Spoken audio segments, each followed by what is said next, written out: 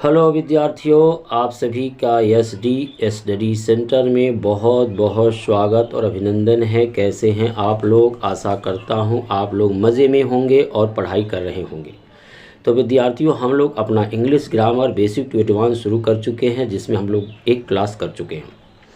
और उस क्लास में हम लोगों ने सीखा था कि इंग्लिश में हमें क्या क्या सीखें तो हमें इंग्लिश में पकड़ बन जाएगी और अंग्रेजी में अपनी पूरी जानकारी हो जाएगी। तो विद्यार्थियों, बिना विलंब किए हम लोग फिर उसी क्लास को आगे बढ़ाते हैं और देखते हैं कि सबसे पहले कि अंग्रेज़ी में हमें क्या सीखना है, जिससे कि हमारी अंग्रेज़ी एकदम हिंदी की तरह हो जाएगी। जैसे हिंदी हम लोग यूज़ करते हैं वैसे इंग्लिश का यूज़ करना शुरू कर सकते हैं। तो आइए देखते हैं। तो विद्यार्थियों, पिछली कक्षा में हमने चर्चा किया था कि हमें सब दो चीज़ों को सीखना है अंग्रेज़ी में। वो है वर्ड्स, जिसे हम लोग हिंदी में बोलते हैं शब्द, और अंग्रेज़ी में कुल 9 तरह के शब्दों के विषय में हमें सीखना है, उनका प्रयोग सीखना है, उनका वाक्य में स्थान कहाँ होता वो सीखना है। तो सबसे पहली चीज़ हमें सीखनी है अपनी नाउन के विषय में, जिसे हम लोग हिंदी में बोलते हैं संज्ञा। दूसरी चीज़ सीखनी है हमें प्रोनाउन के विषय में, जिसे हम लोग बोलते हैं सर्वनाम। और तीसरी चीज़ सीखनी है हमें आर्टिकल के विषय में, जिसे बोलते हैं अग्रपद। चौथी चीज़ हमें एडजेक्टिव के विषय में सीखना है कि एडजेक्टिव क्या होते हैं, विशेषण क्या होते हैं, विशेषण के विषय में सीखना है। पांचवी चीज़ हमें सीखनी है जो है वर्ब के विषय में, जो अंग्रेजी का सबसे इम्पॉर्टेंट शब्द है, जिसे हम लोग बोलते हैं हिंदी में क्रिया। छठी चीज़ हमें सीखनी है अपनी एडवर्ब के विषय में, जिसे हम लोग हिंदी में बोलते हैं क्रिया विशेषण।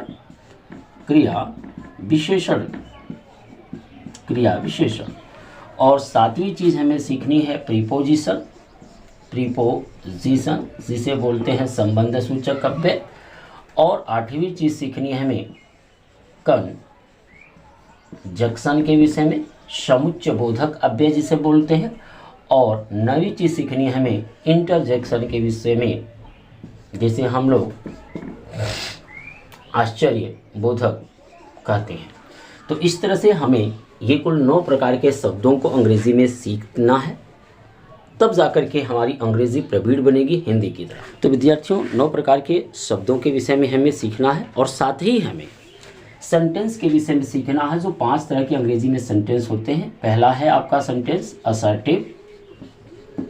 Assertive sentence. दूसरा आपका है इंट्रोगेटिव सेंटेंस।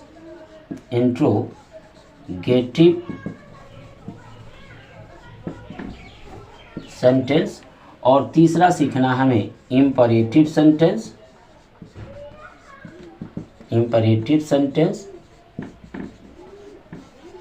चौथा हमें सीखना है एक्सक्लामेटरी सेंटेंस। और पांचवा हमें सीखना है ऑपटेटिव सेंटेंस। तो कुल मिला के हमें 5 तरह के वाक्य और 9 तरह के शब्दों के विषय में हमें सीखना है। बस इतने में ही पूरी अंग्रेज़ी होती है आपकी। और देखेंगे आप कि सारी की सारी अंग्रेज़ी का जो मुख्य केंद्र है या मुख्य बातें हैं वो सब इसी में छिपी हुई हैं, सारी जानकारियाँ इसी में ही पड़ी हुई हैं। तो ये 2 पार्ट में बट गया इंग्लिश। एक तो शब्दों के विषय में सीखना, जिसे बचपन में आप पार्ट ऑफ स्पीच के नाम से जानते थे, और एक है आपने सेंटेंस के विषय में सीखना, जिसे हम लोग वाक्य कहते हैं। तो विद्यार्थी, इन 2 भाग में इंग्लिश बटी हुई है। तो मैं सबसे पहले आपको सेंटेंस का निर्माण सिखाऊंगा, फिर जब मैं आपको शब्दों के विषय में सिखाऊंगा तो उन सेंटेंसों में शब्दों के मायने और महत्व आपको अच्छे से समझ में आएंगे। तो हम लोग जो है ये 2 सेंटेंस जो है, एक असर्टिव और इंटरोगेटिव सेंटेंस, इसको हम लोग जो है टेंस यानी काल के माध्यम से, समय के माध्यम से सीखेंगे। बाकी शेष जो 3 हैं इनको हम अलग से इनका स्ट्रक्चर सीखेंगे, इनको कैसे बनाते हैं। तो ये बिना विलंब किए हम लोग शुरू करते हैं अपनी आज की जो है सेंटेंस को सीखने की व्यवस्था, जिसे बोलते हैं टेंस। और टेंस के माध्यम से हम लोग 2 तरह के सेंटेंसों को सीखेंगे, एक है असर्टिव सेंटेंस और एक है इंट्रोगेटिव सेंटेंस। तो जो अपना टेंस है मैं उसको लिखता हूँ टेंस। टेंस माने होता है आपका काल। इसे समय भी कहते हैं, इसे अवधि भी कह सकते हैं, काल अवधि, समय अवधि भी कह सकते हैं। यानी हम अपनी सुविधा के अनुसार जो समय है उसको 3 भागों में बांट चुके हैं। एक तो ऐसा समय जो बीत चुका है, एक ऐसा समय जो चल रहा है, और एक ऐसा समय जो भविष्य में आएगा, जिसके विषय में हम केवल अनुमान लगा सकते हैं, भविष्यवाणी कर सकते हैं। वो तो बाद में पता चलेगा कि वह कार्य होगा या नहीं होगा। तो इस आधार पर हम देखें, जब समय को हम 3 भागों में बांट चुके हैं तो अंग्रेजी में इन समय को बोलते हैं प्रेजेंट टेंस, इसे बोलते हैं वर्तमान काल।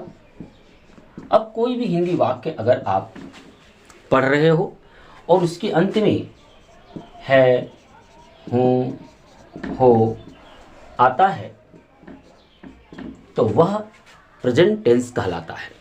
यानी अंत में यदि हो आ गया तो सारा का सारा वो वाक्य, जितने भी वाक्य आप हो वाला पढ़ोगे वो सब आपका प्रेजेंट टेंस में गिना जाएगा। दूसरा, हम इंग्लिश में इस समय को बोलते हैं पास्ट टेंस, और इसे बोलते हैं भूतकाल। यदि आपके हिंदी वाक्य के अंत में या, ए, ई, था, थे, थी ऐसे कुछ शब्द दिखाई देते हैं, कोई भी वाक्य आप हिंदी का पढ़ रहे हो और उसमें या, ये, ई, था, थे, थी दिखाई दे रहे हैं, तो हम ऐसे वाक्यों को पास्ट टेंस यानी भूतकाल, बीते हुए समय में रखते हैं। तीसरा अपना जो समय है, ये पहला, ये दूसरा, और तीसरा जो समय है वो है फ्यूचर टेंस। फ्यूचर टेंस जिसे हम लोग बोलते हैं भविष्यति काल हिंदी में। और यदि हिंदी के वाक्य में आपको गा, गे, गी इस तरह के शब्द दिखाई देते हैं तो निश्चित तौर से आप उसे फ्यूचर टेंस में उन वाक्यों को रख सकते हैं। तो हम क्या करेंगे, अब एक एक करके प्रेजेंट, पास्ट और फ्यूचर टेंस के को पढ़ेंगे। जैसे मान लीजिए ये तीनों भाई हैं, प्रेजेंट टेंस, पास्ट टेंस और फ्यूचर टेंस, ये भाई हैं। अब इनके भी जो है 4 लड़के हैं। किनके? प्रेजेंट के भी 4 लड़के हैं, पास्ट के भी 4 लड़के हैं और फ्यूचर के भी 4 लड़के हैं। वो लड़के कौन कौन से हैं उनको देखते हैं।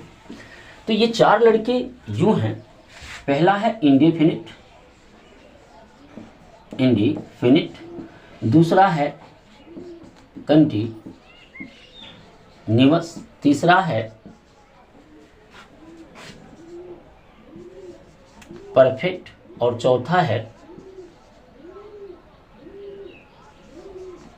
Perfect continuous tense. तो आप देख सकते हैं ये पहला, ये आपका दूसरा हो गया, और ये आपका तीसरा, और ये आपका हो गया चौथा। तो ये 4 लड़के, इन तीनों के 4 लड़के हैं। यही लड़के हैं, केवल थोड़ा सा दक्षिण भारत में जिस तरह से लोग अपने पापा के नाम के पहले, अपने नाम के पहले अपने पापा का नाम लगाते हैं, जैसे अपने प्रधानमंत्री हुए दामोदर दास, नरेंद्र दास मोदी, तो दामोदर उनके पिताजी का नाम है, वैसे ही हमें इनके आगे केवल इनके पापा का नाम लगा लेना है। पापा का नाम लगाने का मतलब आप पढ़ोगे present indefinite tense, present continuous tense, present perfect tense, present perfect continuous tense. ऐसे ही पास्ट में आएंगे तो past indefinite tense, past continuous tense, past perfect tense, past perfect continuous tense. ऐसे ही फ्यूचर टेंस में आएंगे future indefinite tense, future continuous tense, future perfect tense, future perfect continuous tense. तो बस केवल इनके नाम इनके आगे लगा देने से आपके 12 के 12 टेंस तैयार हो जाते हैं। तो आप देख सकते हो indefinite, continuous, perfect, perfect continuous tense, ये 4 तरह के आपको हर टेंस में पढ़ने, यानी कुल मिलाकर के 4 तिहाई 12 टेंसों को आपको पढ़ने हैं। तो 12 टेंस पढ़ेंगे और इन टेंसों को बनाते समय दो प्रकार के सेंटेंस को सीखेंगे, एक तो असर्टिव सेंटेंस और एक है इंट्रोगेटिव सेंटेंस। बाकी शेष जो इंपेरेटिव, एक्सक्लेमेटरी और ऑप्टेटिव सेंटेंस हैं उनको हम लोग अलग से उनका स्ट्रक्चर सीखेंगे कि उनका ट्रांसलेशन या उनके उन वाक्यों का जो अनुवाद हम कैसे करते हैं। तो आइए बिना विलंब के हम लोग शुरू करते हैं अपना पहला, शुरू करेंगे प्रेजेंट इंडेफिनिट टेंस को लेकर के चलेंगे और इससे धीरे धीरे करते हुए अपना हम लोग बेसिक से एडवांस तक के ग्रामर को सफ़र को पूरा करेंगे। तो विद्यार्थियों, हम लोग जो है अपना पहला टेंस प्रेजेंट इंडेफिनिट टेंस शुरू कर रहे हैं, जिसमें हमने पहली ही पहचान लिख दिया है ताकि समय की बचत किया जा सके। तो यहाँ पर हम लोग पढ़ने वाले हैं पहला टेंस अपना प्रेजेंट इंडेफिनिट टेंस, जिसकी जो पहचान है, इस टेंस के वाक्यों में वर्तमान समय में काम का होना या करना पाया जाता है, यानी वर्तमान समय में काम का होना या करना पाया जाएगा। साथ ही में दूसरा है, इस टेंस की क्रिया के अंत में आपको ता है, ती है, ती है, तू है आदि शब्द आते हैं। ऐसे शब्द आएंगे क्रिया के अंत में, जैसे राम जाता है, मैं पत्र लिखता हूँ, तुम खाना खाते हो, माताजी भोजन पकाती हैं, वे क्रिकेट खेलते हैं, मैं कलम से लिखता हूँ। तो देखिए ता है, ती है, इस तरह के जो शब्द आएंगे अगर क्रिया के अंत में, तो वो हमारा प्रेजेंट इंडेफिनिट टेंस होगा। तीसरी पहचान है, इस टेंस में प्रयुक्त होने वाले वाक्यों में प्राकृतिक घटना, अप्राकृतिक घटना, जैसे सूर्य पूरब में उगता है, सूर्य पश्चिम में छिपता है, पृथ्वी सूर्य के चारों ओर घूमती है, सर्वव्यापी सत्य, सर्वव्यापी सत्य है जो हमेशा सत्य होता है, जैसे मनुष्य मृत्यशील होता है, ये सर्वव्यापी सत्य है। तथा आदत, जैसे कुत्ते रात में भौंकते हैं, ये आदत है कुत्तों का, करने वाले कार्य होते हैं ऐसे, यानी प्राकृतिक घटना, सर्वव्यापी सत्य या आदत प्रकट करने वाले कार्य होते हैं कौन से, प्रेजेंट इंडेफिनिट टेंस में। चौथा, इसमें कार्य जो है अपूर्ण अवस्था में होता है, इसमें कार्य बिल्कुल अपूर्ण अवस्था में होता है। तो ये रही अपनी पहचान, आप इसे नोट कर लें। अब हम लोग चलेंगे, जो टेंस है प्रेजेंट इंडेफिनिट टेंस है, इनमें हम लोग जो है तीन तरह के, यानी असर्टिव सेंटेंस में दो वाक्य होते हैं, एक होता है अफर्मेटिव और दूसरा नेगेटिव, और तीसरा हम जो दूसरा पढ़ने वाले हैं इंट्रोगेटिव। तो इन तीन सेंटेंसों के माध्यम से हम लोग हर टेंस को कवर करेंगे और अपना वाक्य बनाना, सेंटेंस का निर्माण करना सीखेंगे। तो आप इसे नोट डाउन कर लें, मैं फिर आगे चलता हूँ। तो विद्यार्थियों, हम लोग जो है पहला असर्टिव सेंटेंस के अंतर्गत जो है अफर्मेटिव सेंटेंस पढ़ेंगे, फिर नेगेटिव पढ़ेंगे और फिर हम लोग इंट्रोगेटिव सेंटेंस की चर्चा करेंगे। तो आइए, हमने अफर्मेटिव सेंटेंस के लिए रूल लिख दिए हैं और मैं उसे आपको पढ़ के सुना देता हूं ताकि समय की बचत हो सके। तो ही, सी, इट तथा एक वचन कर्ता के साथ क्रिया के अंत में यस या ईएस लगाते हैं। ऐसा क्यों? क्योंकि जो क्रिया की मूल अवस्था होती है वह बहुवचन में होती है। तो एक वचन का कर्ता, तो क्रिया भी एक वचन की होनी चाहिए, इसलिए क्रिया के अंत में यस या ईएस लगाकर हम उसे बहुवचन से एक वचन बनाते हैं।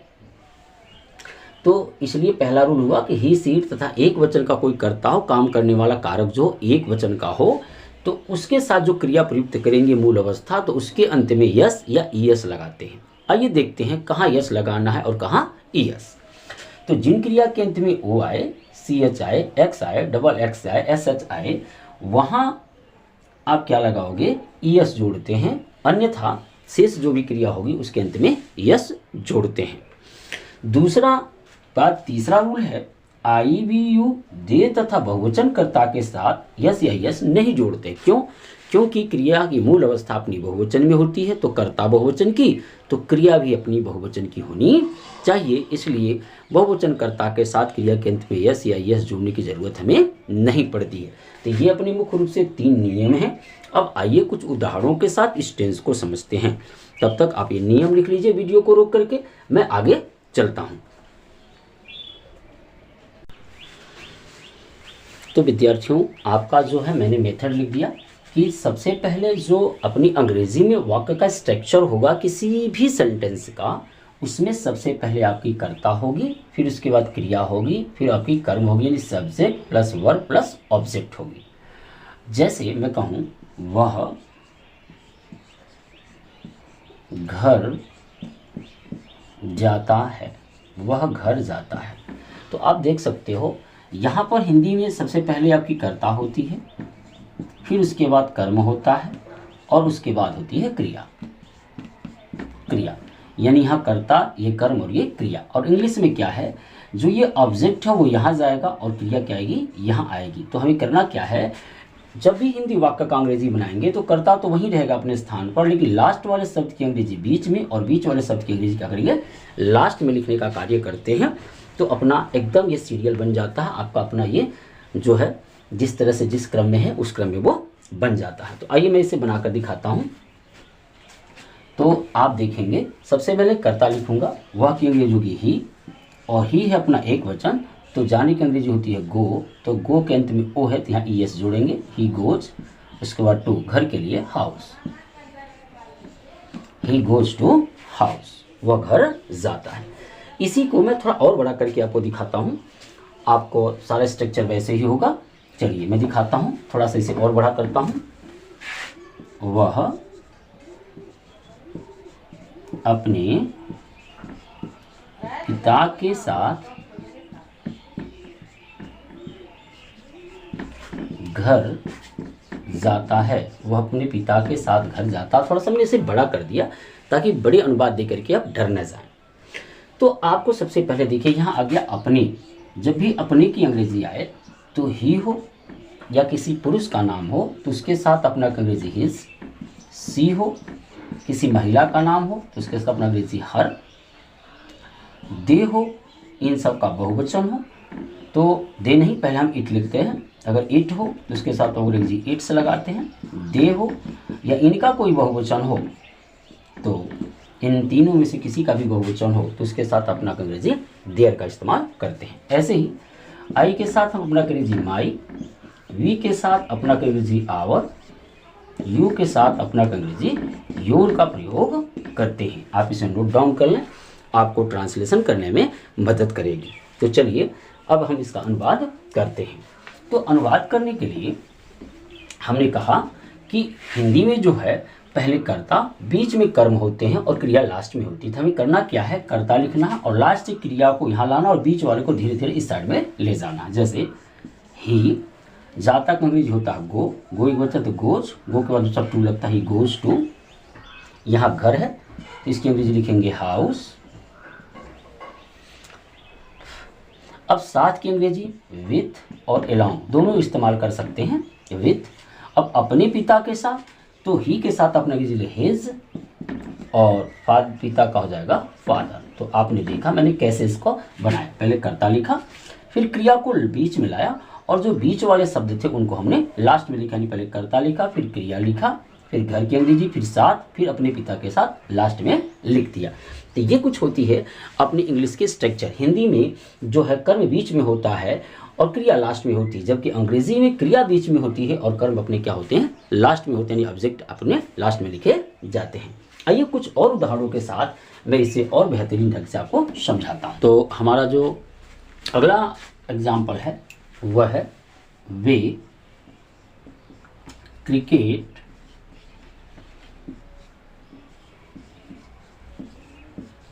खेलते हैं। मैंने एक छोटा सा एग्जाम्पल लिखा है। अब आप देखोगे इसमें जो करता है, जो खेलने का काम कर रहे हैं वो है वे, तो ये हो गया दे। अब खेलते की अंग्रेजी क्रिया लास्ट में होती है, इसको हमको बीच में लाना होता है, प्ले। अब ये कर्म जो बीच में है उसको हमको लास्ट में ले जाना था, they play cricket, CRICKET, they play cricket. अब यहाँ पर क्रिया के अंत में यस या यस नहीं लगा, उसका कारण है कि बहुवचन का करता है तो बहुवचन की क्रिया। अगला इसी को थोड़ा सा और बड़ा करके हम देखें तो वे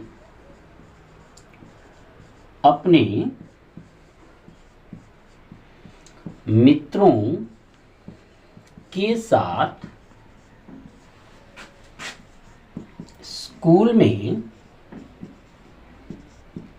क्रिकेट खेलते हैं। क्रिकेट खेलते हैं तो थोड़ा सा आपको अनुवाद बड़ा दिख रहा होगा और देख करके बच्चे इतने बड़े अनुवाद को डर जाते हैं कि अरे इतना बड़ा अनुवाद हम कैसे बनाएंगे। बिल्कुल आसान है बेटा, एकदम केवल सीक्वेंस अगर शब्दों का आपको समझ में आ गया कि किस शब्द को कहाँ रखने हैं, तो निश्चित तौर से आप अनुवाद को कर पाओगे। जैसे मैं यहाँ वे की अंग्रेजी दे लिया, फिर वही काम करूँगा, खेलता की अंग्रेजी जो क्रिया है उसको बीच में लाना, अपने को कर्ता के पास लाना है। तो दे प्ले क्या भाई, क्रिकेट, CRICKT, क्रिकेट हो गया। अब कहा भाई, स्कूल में, इन द स्कूल, ठीक। अब बच गया क्या, साथ की अंग्रेजी हम लोग लगाते हैं विथ, तो यहां से मैं लिख देता हूं विथ। अब अपने मित्र हैं तो दे के साथ अपना अंग्रेजी हमने अभी बताया कि देयर इस्तेमाल करेंगे, और मित्रों तो फ्रेंड्स, तो they play cricket in the school with their friends. आप इसे चाहो तो ऐसे भी बना सकते हो, they play cricket with their friends, उसके बाद इन द स्कूल लिखो, तभी कोई फर्क नहीं पड़ेगा। यानी कहने का तात्पर्य है इन दोनों को अदली बदली किया जा सकता है, इससे कोई फर्क नहीं पड़ता। क्रिया, कर्ता, क्रिया और कर्म यहाँ सुटेबल हो गया। उसके बाद जो ऑब्जेक्ट आते हैं उनको हम आगे पीछे लिख सकते हैं। आगे चल करके हम लोग ग्रामर में पढ़ेंगे कि ऑब्जेक्ट भी दो टाइप्स के होते हैं, एक डायरेक्ट और एक इनडायरेक्ट ऑब्जेक्ट होता है, तो इसकी चर्चा हम लोग करेंगे। पहले आप शब्दों के सीक्वेंस को समझो। अगर मैं इसे इस तरह से लिख दूं कि दे प्ले क्रिकेट और इस लास्ट में इन द स्कूल कर दूं, तब भी हमारा गलत नहीं होगा, तब भी हमारा ये ट्रांसलेशन बिल्कुल सही होगा। आपको शब्दों के पीछे नहीं भागने, उनके मतलब के पीछे भागने हैं, और ये शब्दों के सीक्वेंस है। आइए एक आध एग्जाम्पल और लेते हैं, ताकि आपको जो मैं होमवर्क देने जा रहा हूँ उस होमवर्क में कोई दिक्कत न आवे, आप आराम से उसे बना सकें। जैसे पत्र लिखते हैं, हम पत्र लिखते हैं, तो हम के लिए आ जाएगी वी, लिखता की अंग्रेजी होती है राइट, क्रिया को बीच में लाना है कर्ता के बगल में, और पत्र ये हो जाएगा लेटर। अब इसके अंत में यस या यस हम नहीं लिखेंगे, क्यों? क्योंकि कर्ता बहुवचन, तो क्रिया भी हमारी बहुवचन की है। जो क्रिया अपनी मूल अवस्था में होती है वह बहुवचन में होती है, तो इसलिए हम लोग जब एक वचन का कर्ता इस्तेमाल करते हैं प्रेजेंट इंडेफिनिट टेंस में, तो उस क्रिया को एक वचन बनाने के लिए उसके अंत में यस या यस जोड़ा करते हैं। आगे देखें तो मैं, वह मुझे पुस्तक देता है। अब यहां पर आपको ध्यान रखना है कि जो जीवित प्राणियों के लिए, जो जीवित प्राणी हो जिनमें जान हो, और जो जीवित प्राणियों के लिए प्रोनाउन प्रयोग किए जाते हैं, उनको हमेशा क्रिया के बगल में लिखने की कोशिश करनी चाहिए। जैसे यहाँ पर मुझे जो है एक जीवित व्यक्ति के लिए प्रयोग किया गया है, और ये पुस्तक है निर्जीव, तो ये मुझे की अंग्रेजी हम क्रिया के बगल में ही रखने की कोशिश करेंगे। ही देने की अंग्रेजी है गिव। अब आप देख सकते हो ही एक वचन करता, तो इसमें यस जुड़ जाएगा, ही गिव्स। अब मुझे की अंग्रेजी लिखेंगे तो मी, ठीक है, he gives me a book. अब यहाँ पर एक किताब देता है, एक नहीं है, तो आप सोचेंगे एक क्यों लगा दिया, तो लगा सकते हो, कोई दिक्कत नहीं है। He gives me a book, वह मुझे एक किताब देता है या मुझे किताब देता है। क्योंकि पुस्तक है, केवल एक किताब है, पुस्तकें होती तो हम बुक्स लिखते, तब ए नहीं लिखते, लेकिन यहाँ केवल पुस्तक है तो एक ही किताब की बात हो रही है, इसलिए हम ए यहाँ लिख सकते हैं। तो आपने देखा कि इस प्रेजेंट इंडेफिनिट टेंस के अफर्मेटिव सेंटेंस के अनुवाद कैसे करेंगे और शब्दों के सीक्वेंस को कैसे लगाएंगे। इसी तरह से हम लोग धीरे धीरे करके पूरी इंग्लिश ग्रामर को फिनिश करेंगे। सबसे पहले मैं आपको जो सेंटेंस बनाना इसलिए सिखा रहा हूँ कि जब मैं आपको जो शब्दों के विषय में बताऊंगा, तो ये जो शब्द प्रयुक्त हुए हैं, इन शब्दों के मायने आपको और अच्छे से समझ में आएंगे। यदि मैं शुरू में ही आपको बताने लगा और फिर मैं वाक्य लिख करके इस तरह का स्ट्रक्चर लिख करके आपको बताने की कोशिश करूंगा, तो आपको कम समझ में आएंगे। इसलिए मैंने थोड़ी सी अलग से आपको ट्रिक के हिसाब से, यानी अपने हिसाब से मैं आप सीक्वेंस बना करके आपको ग्रामर पढ़ाने की कोशिश कर रहा हूँ। जो विद्यार्थी कुछ चीज़ें इसमें जान रहे हैं वो इससे अभ्यास कर सकते हैं और उनको और अच्छे से प्रवीणता बनेगी। जैसे कहा गया है कि practice make man be perfect, यानी अभ्यास व्यक्ति को पूर्णता प्रदान करती है। तो जितना ही अभ्यास करेंगे उतनी ही अच्छा आपको रिजल्ट मिलेगा। तो विद्यार्थियों, फिर मिलते हैं अगले वीडियो में, और फिर इसमें जो मैं होमवर्क दिया रहूँगा वो आपको करके दिखाऊंगा। तब तक के लिए मैं आपसे इजाज़त चाहता हूँ।